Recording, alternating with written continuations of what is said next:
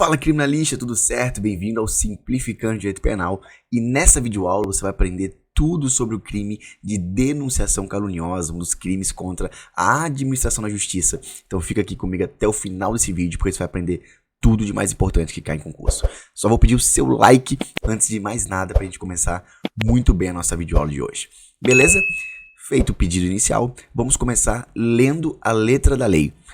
O crime de denunciação caluniosa está previsto no artigo 339 do Código Penal. E diz o seguinte lá, ó, dar causa à instauração de inquérito policial, de procedimento investigatório criminal, de processo judicial, de processo administrativo disciplinar, o PAD, de inquérito civil ou de ação de improbidade administrativa contra alguém, imputando-lhe crime, infração ético-disciplinar ou ato ímprobo de que o sabe inocente. Esse crime de denunciação caluniosa, ele sofreu alteração ao longo do tempo, né? Por exemplo, essa redação de hoje, ela foi dada pela lei número 14.110 de 2020, né? 2 anos atrás, esse crime sofreu alteração e agora ele está muito mais extenso. Por isso que é muito importante a gente trazer aqui essas atualizações para vocês. Então, antes de mais nada, gente, a gente tem que falar sobre a objetividade jurídica, ou seja, o que tutela o crime de denunciação caluniosa. A gente sabe que é um crime contra a administração da justiça. Então, a sua objetividade jurídica é justamente o funcionamento regular da máquina pública e também a honra da pessoa inocente. São dois bens jurídicos que estão aqui tutelados, porque não é só a máquina judiciária que está em jogo. É também a honra da pessoa contra a qual foi imputada a denunciação caluniosa. Porque a denunciação caluniosa é como se fosse uma calúnia, entre aspas, só que levada ao aparato estatal para que seja perseguida, né, seja executada a perseguição penal. Então é muito importante que você tenha em mente isso, honra da pessoa inocente e também o bom funcionamento da máquina pública. Essa é a objetividade jurídica do crime de denunciação caluniosa. E agora, vou trazer aqui para vocês uma questão muito interessante que pode cair na sua prova. Olha só, vamos supor que Tício vá para uma delegacia e imputa um crime a B, a Mévio, por exemplo, que sabidamente inocente, né? Então Tício, ele chega na delegacia e fala assim, ó, delegado, é o seguinte, o Mévio cometeu o crime de homicídio, só que o Tício sabe que o Mévio é inocente. O delegado investiga, só que não instaura inquérito policial. A questão que eu trago para vocês é o seguinte, o delegado que, ao receber essa denunciação caluniosa, essa denúncia pelo Tício, investiga, ele inicia a investigação criminal, mas não instaura o inquérito policial. Por si só, isso já caracteriza o crime de denunciação caluniosa? Essa pergunta que eu trouxe para vocês é que vai cair na sua prova. A não instauração de inquérito policial, mas houve investigação criminal antes. Isso já configura o crime de denunciação caluniosa? E aí, para eu responder essa questão, a gente tem que ler a letra da lei. Olha o que diz aqui o artigo 339. Dar causa à instauração de inquérito policial, não houve instauração de inquérito policial, de procedimento investigatório criminal. Ou seja, aqui, nessa questão que eu trouxe para vocês, o delegado investigou criminalmente. Só que ele chegou à conclusão de que não precisava instaurar inquérito policial. Ou seja, houve sim o crime de denunciação caluniosa, porque não é obrigado a ser instaurado o inquérito policial. Basta uma investigação criminal prévia. Se houve essa investigação criminal prévia, a máquina judiciária, o aparato estatal, já foi utilizado, já foi movimentado, configurando assim o crime de denunciação caluniosa. Então, houve sim o crime, tá? Essa pergunta aqui eu trouxe para vocês e a resposta é sim. Houve o crime de denunciação caluniosa aqui.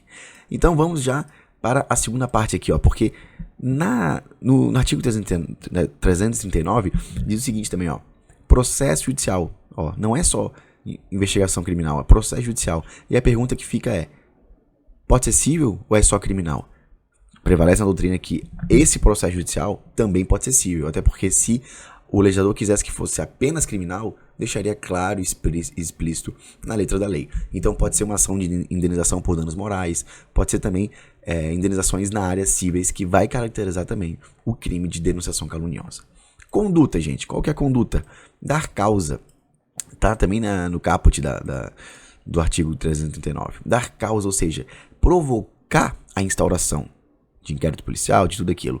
Dar causa é você movimentar, é você provocar para que o delegado, para que a autoridade policial instaure determinado procedimento para averiguar se houve ou não aquele crime. Tudo bem?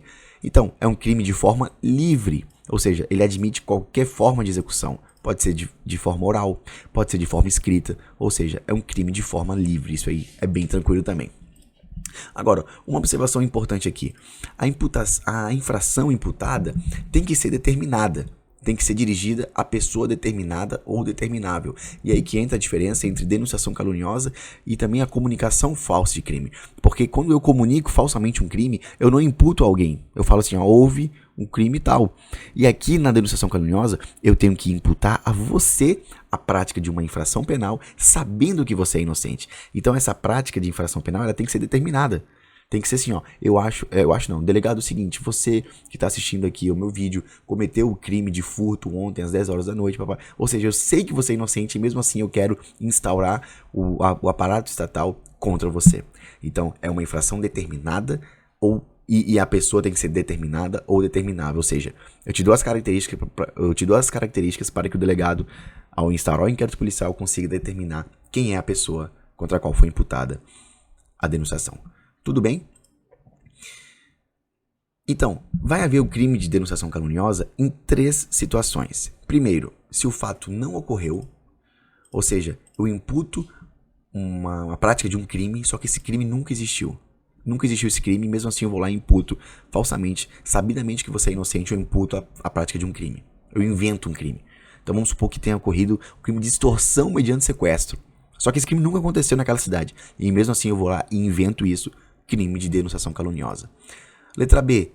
Ocorreu, mas outra pessoa cometeu. Então vamos supor, exemplo, eu sei que meu desafeto, eu tô com raiva dele, eu quero macular a honra dele. E aí eu sei que houve um crime qualquer, um crime de estupro, por exemplo, que foi cometido por uma facção criminosa. E aí eu imputo aquele estupro a essa pessoa que é meu desafeto. Então eu chego na delegacia e falo, olha, é o seguinte, aquele estupro que aconteceu na rua tal, quem cometeu foi fulano, meu desafeto, porque eu não gosto dele. Ou seja, o fato ocorreu, mas outra pessoa cometeu. Também haverá o crime de denunciação caluniosa. E por fim, gente, foi diferente do praticado. Então aqui pode ser um crime com uma qualificadora que não existia, uma causa de aumento, um crime diverso, enfim, isso aí é bem tranquilo também. Beleza? Sujeito ativo, aqui é muito importante. Sujeito ativo é um crime comum. E o que é crime comum? Crime comum é aquele que pode ser praticado por qualquer pessoa. Isso é muito importante você saber. Crime comum é aquele que qualquer pessoa pode praticar.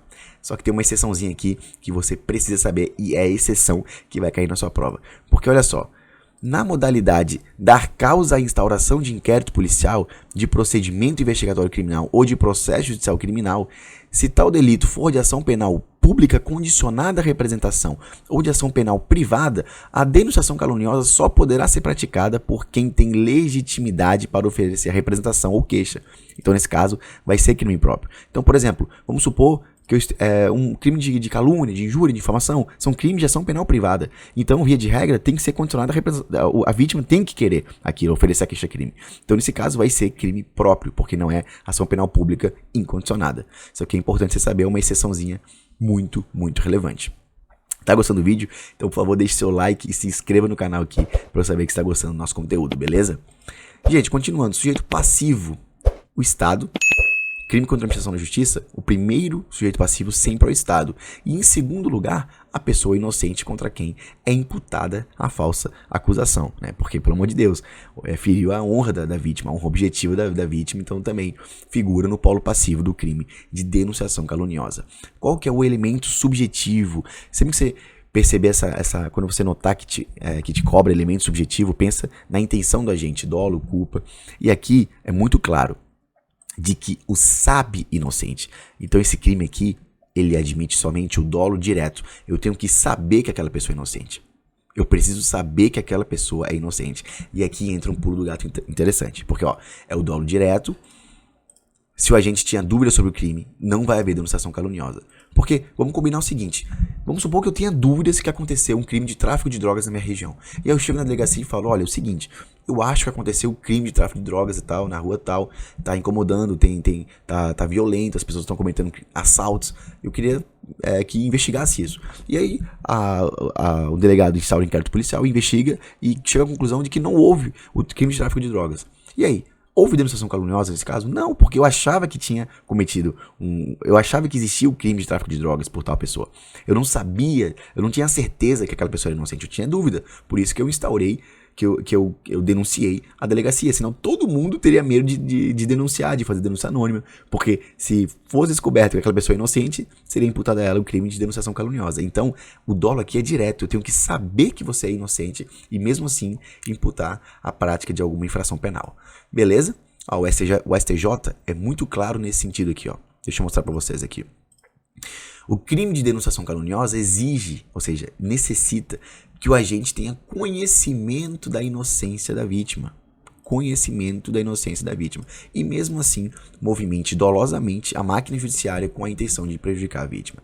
Nesse HC aqui, você encontra esse entendimento do STJ, que é muito importante isso aqui para você levar para sua prova. Observação. Falsidade da imputação da denunciação caluniosa é igual a subjetiva mais objetiva. Vou explicar isso aqui para vocês. Olha o que está dizendo aqui. Falsidade da imputação. Quando eu cometo um crime de denunciação caluniosa, duas coisas precisam ser falsas. Tanto a falsidade subjetiva quanto a falsidade objetiva. O que é a falsidade subjetiva? É a ciência inequívoca, ou seja, é a certeza da inocência da vítima. Isso é uma coisa. Eu tenho que ter certeza que a vítima é inocente. Só que não é só isso. Precisa também ser uma falsidade objetiva, ou seja, a vítima de fato é inocente. Para ter um crime de denunciação caluniosa, esses dois requisitos são fundamentais. Tanto a falsidade objetiva quanto a subjetiva. Porque se A denuncia B por crime que o sabe inocente, mas se descobre que de fato B cometeu um crime, não vai haver denunciação caluniosa. Olha que interessante isso aqui.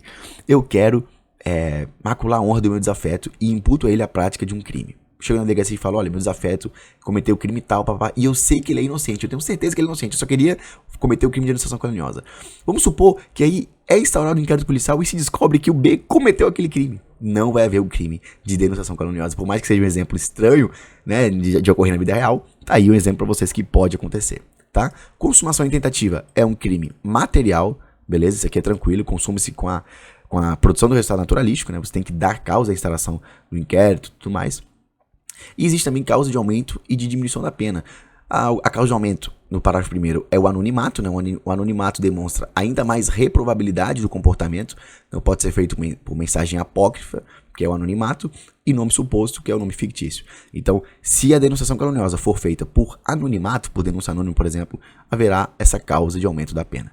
E também uma causa de diminuição previsto no parágrafo 2º, que é a contravenção penal menos grave que o crime. Então, se eu imputo a alguém a prática de uma contravenção penal, nesse caso haverá a causa de diminuição da pena previsto no parágrafo 2º do artigo 339. Gente, essas foram as dicas essenciais sobre esse crime que vai muito cair na sua prova, principalmente a diferença entre denunciação caluniosa e calúnia, comunicação falsa e crime, tudo isso tá aqui pra você, tá? Então, se você gostou do vídeo, deixa um comentário aqui embaixo. Eu gostei do vídeo, traga vídeo sobre isso, sobre aquilo outro. Ou então comentando também a denunciação caluniosa pra me fortalecer aqui no YouTube, beleza? Tamo junto, um forte abraço, te vejo, até o próximo vídeo.